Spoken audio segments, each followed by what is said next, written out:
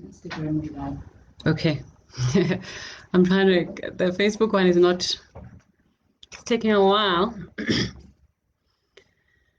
Okay, guys, I've got a few cameras in front of me, and I'm going to try my best to try and keep everybody, get everybody's attention, rather.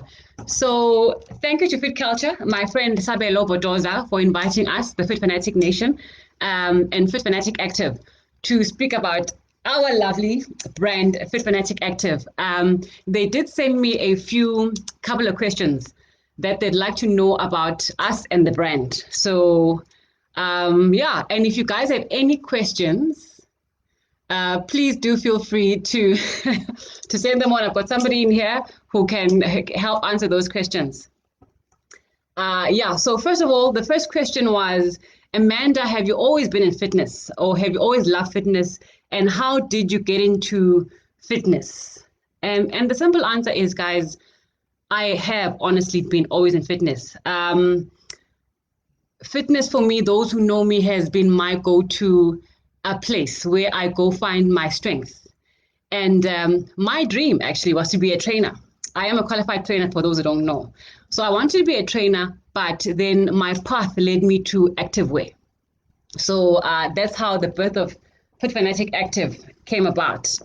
That's the first question. And what does it take for someone to start a business like an apparel business? That answer is quite tricky, because it takes a lot, guys. As with everything in life, if you really want to do something, it's possible. But it takes having a vision. It takes having the right kind of support around you. It takes having the right kind of network around you. So it really does take a lot. And the other question is, what are the challenges that you are facing in this type of business as a young Black woman? So Fit Fanatic Active is not just the apparel. We actually manufacture the clothes ourselves. So I've got a factory here in this location. So the challenges are being a young Black woman in an industry that is dominated by other cultures, so, and other races. That's my biggest challenge, because you find that there aren't enough Black people in the textile industry, for instance. So I think that's my one biggest problem. And the next question, sorry guys.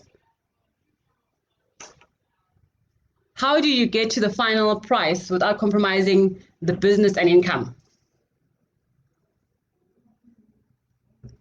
Hey Nuntaha, hey Tabi, I know my network is bad. I'm trying my best, guys. So question number 4 is, how do you get to your final price? I think we know the process. It's costing, guys. The basic accounting. You do your costing.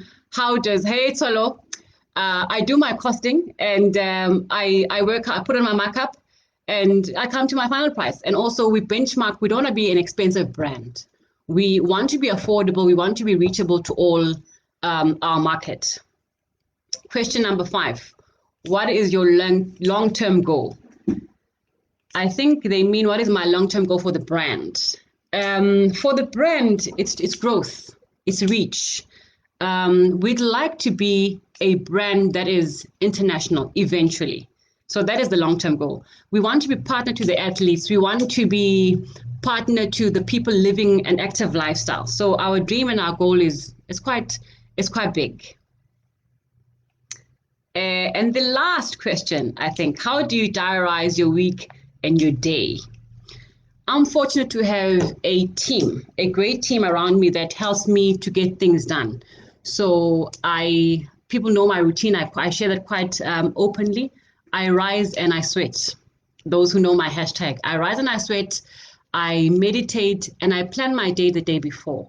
So I do a lot of planning, and I do delegate, and I've got lots of helping hands around me. So that's how I delegate my day. I get through my day.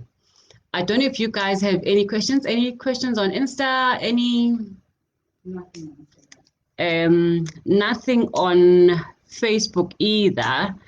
I just see Nontaha. I see Tabi. I see Tolofelo.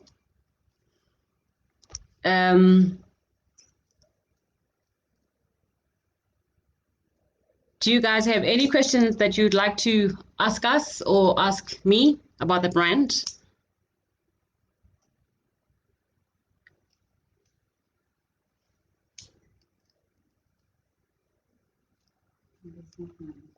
There's nothing on Instagram. Okay. I think that should be a wrap. Any questions that you think we should? I think you should address maybe one thing. Yeah.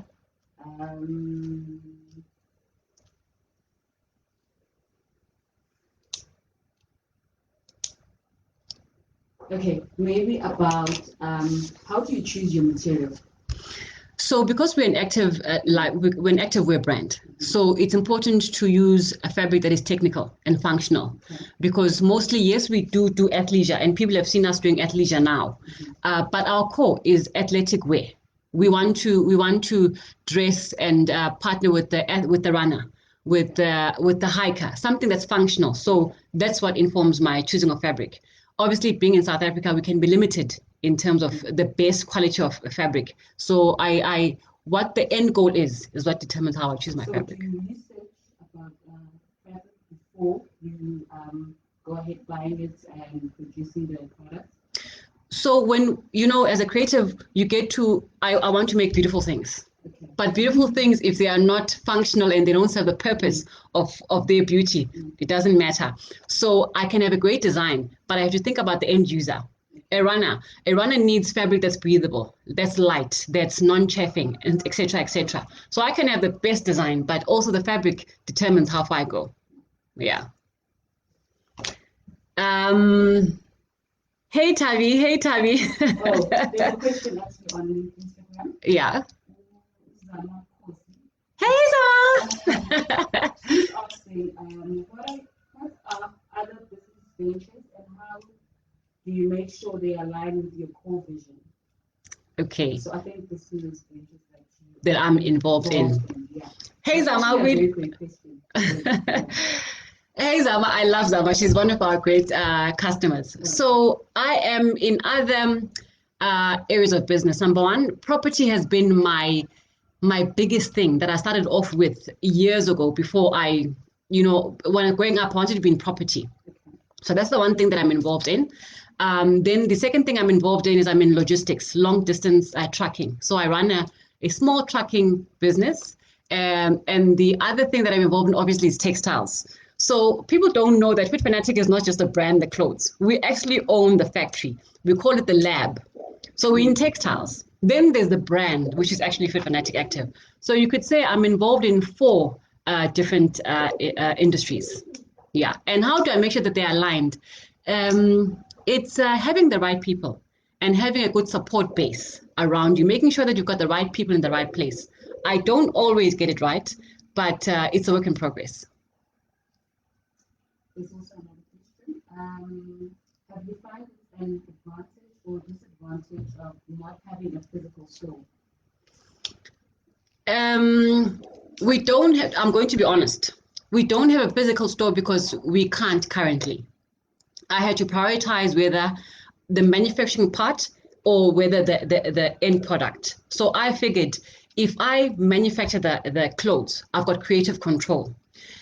So the advantages are, okay, let me start with the advantages are of having a factory that we can create what we want when we want it.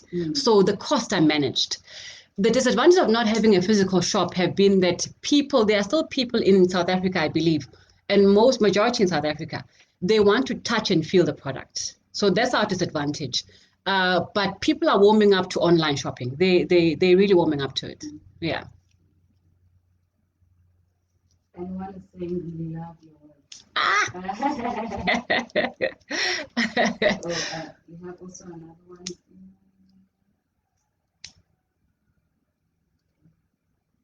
Uzama. Yeah. Zuma or something. I love your work ethic.